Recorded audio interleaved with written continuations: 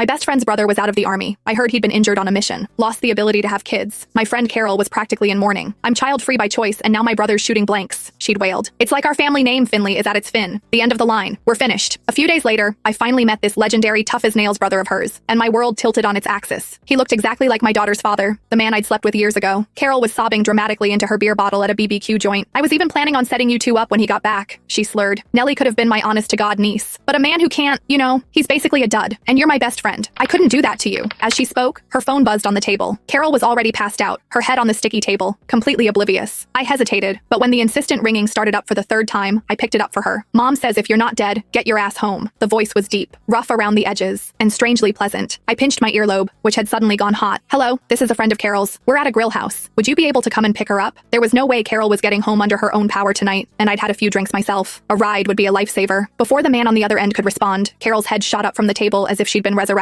Oh, my poor brother, she howled. Spent his youth at the academy, got to be an old man, and he's probably still a virgin, and now no one's ever going to want him. The other end of the line went unnervingly silent. The sheer awkwardness of the moment sobered me up a little. She's had a lot to drink. Address, number 8, South Ring Road. The line went dead. Soon, a black SUV pulled up, and a tall man got out. He wore a rugged work jacket, his frame defined by broad shoulders and long legs. I couldn't see his face in the dim light, only a sharp, imposing silhouette. At that exact moment, a video call came through on my phone. Is that Nellie? Carol mumbled, squinting at my screen. Calling so late. I hope everything's okay. You should take it. My brother's here. She waved a floppy hand at the approaching figure. A knot of parental anxiety tightened in my stomach. Without a proper greeting for the man, I just waited for him to get closer before stepping aside to answer the call. Nellie's tiny, beaming face immediately filled the screen. Mommy! Her cheerful smile was an instant relief. Hey, sweetie, why are you still awake? I missed you. In the background, I could hear my mom's voice. We took her down to the creek to catch crawfish today, and she's been wired ever since. Refused to sleep until she talked to you. You're still out? Just catching up with Carol. My mom had taken Nellie to visit our old family home for a few days, giving me a rare bit of quiet. Is Auntie Carol there? Nellie's face squished against the camera again. Mommy, I want to talk to Auntie Carol. I glanced back towards the restaurant entrance. Carol had been hoisted over the tall man's shoulder like a sack of potatoes and was being unceremoniously dumped into the passenger seat of the SUV. That's right, dumped. The corner of my mouth twitched. He really was a man of action. Having Nellie was an accident. 4 years ago, I'd just gone through a bad breakup. I was at a bar, trying to drown my sorrows, when I met him. He was a paradox of smoldering intensity and buttoned-up restraint. Every breath he took seemed to land squarely on every one of my weak spots. Fueled by liquid courage, I took him home. To my surprise, we were perfectly in sync. Even now, I can remember the shiver that went through me when his calloused hands brushed against my skin. At the time, I thought maybe this could be the start of something real. But when I woke up the next morning, he was taking a phone call, his expression suddenly grim and serious. Copy that. I'm on my way. He hung up and was on his feet in an instant, pulling on his clothes. He scribbled a string of numbers on a notepad. I have an emergency deployment. You can reach me at this number, and then he was gone. I never even learned his name. I assumed that was the end of it. But a month later, I found out I was pregnant. With no other choice, I tried the number he'd left.